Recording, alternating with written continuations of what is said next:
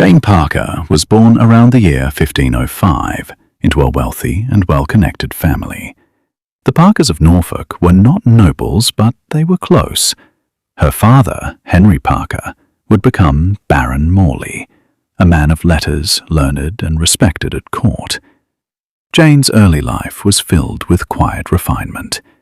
She would have grown up in a grand hall warmed by the fire, learning needlework beside leaded glass windows, reading the Psalms in Latin, and practicing courtly dances on polished oak floors.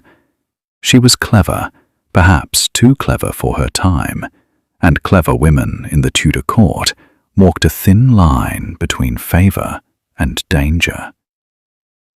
In the 1520s, Jane married George Boleyn, brother to Anne Boleyn, the future queen. The Boleyn family was rising swiftly, riding on the charm and ambition of Anne, who had captured the eye of Henry VIII himself. Jane was swept up in their ascent, and before long she found herself living at court, a lady-in-waiting, surrounded by velvet gowns, golden goblets, and court gossip whispered behind fans.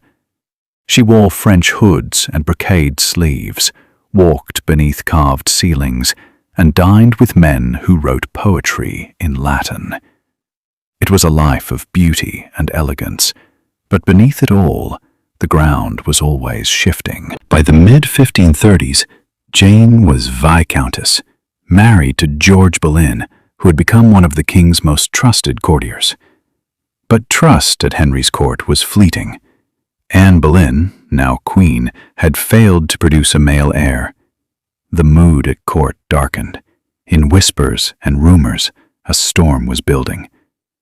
In 1536, the king turned against Anne and her circle. She was arrested, along with her brother George. They were accused of adultery, incest, and treason. The charges were shocking and deeply improbable, but truth mattered little in the Tudor court when a king's favor had turned. Jane's role in the downfall of the Boleyns is murky. Some sources suggest she may have testified against George, perhaps out of resentment, perhaps under pressure, or perhaps never at all. The records are incomplete, softened by time. What we know is that George was executed, and Anne followed days later on Tower Green. Jane survived. Whether by silence, strategy, or sorrow, we cannot say. She returned to court life, quieter now. The court had grown colder, and Jane, who once walked proudly in the glow of her family's power, now moved more carefully through the shadowed halls of Whitehall and Greenwich. After Anne's death, Jane remained at court, a curious survivor. She served Jane Seymour, the king's third wife, who died after giving birth to Edward VI. She then served Anne of Cleves, the quiet German queen who barely knew Henry before he cast her aside. Jane was close to her. Anne of Cleves was fond of music and conversation, and their rooms were filled with soft lute songs and gentle laughter. Next came Catherine Howard, the young and vibrant fifth queen, only around 17 when she caught the king's eye. Jane was appointed as one of her ladies. It was a strange twist. Jane, the widow of George Boleyn, now serving the queen who would ultimately share Anne's fate. But in those early days, Catherine's rooms were filled with merriment. Jane helped her dress in fine silks, arranged her jewels, and perhaps whispered court gossip as they walked in the palace gardens. Yet trouble was never far in Henry's court. The king grew suspicious once more. Rumors surfaced of Catherine's behavior before and after her marriage. A web of investigations began, and once again Jane's name appeared in the threads. By late 1541, Jane had been arrested.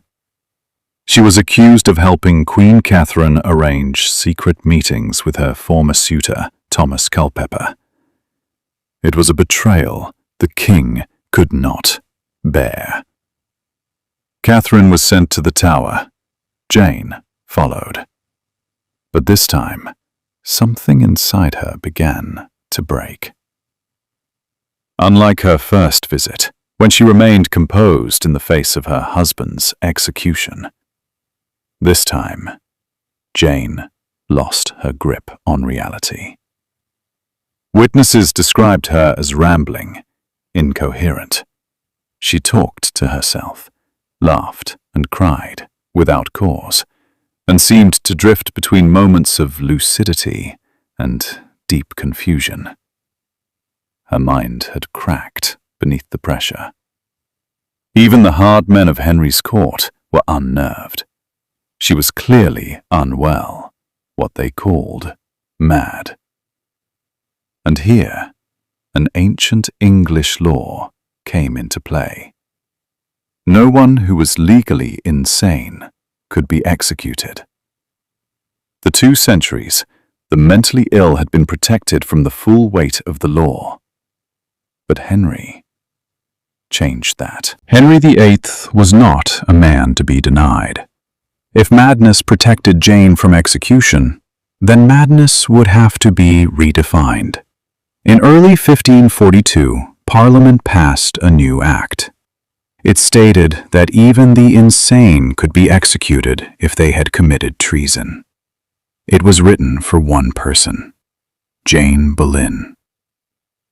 Legal scholars across Europe were horrified.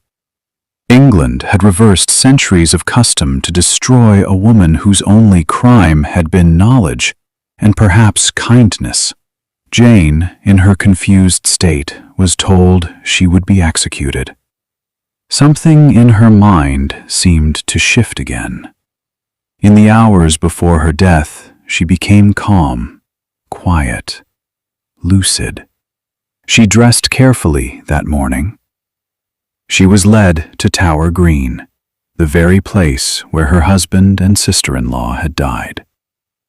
She stepped onto the scaffold. On the morning of February 13th, 1542, Jane Boleyn was executed alongside Catherine Howard. The 2 women had shared a cell and now shared a fate. Jane's final words are not recorded, but her calmness after such torment was remembered. It was as though clarity had returned only to accompany her into death. She was buried near Anne and George, in the chapel of St. Peter ad Vincula within the Tower walls. There, the 3 Boleyns, entangled in life, in scandal, in court politics, now lay in silence. And so we return to the stillness of now. Jane Boleyn's story is often forgotten, overshadowed by the flash of Anne's downfall or the youth of Catherine Howard. But her life tells us something quieter, something sadder, and perhaps more human. She served in splendor. She lived through whispers. She survived when others fell, and in the end, she was undone not by swords, but by the slow erosion of law and mercy. Even in a court of silks and silver, power could twist until it reached the mind itself. Tonight, may we remember her not in cruelty, but in stillness.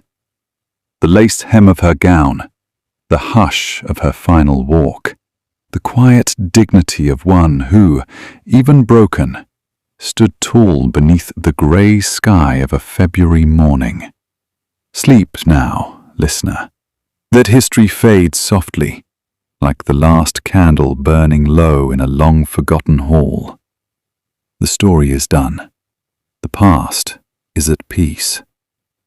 Good night.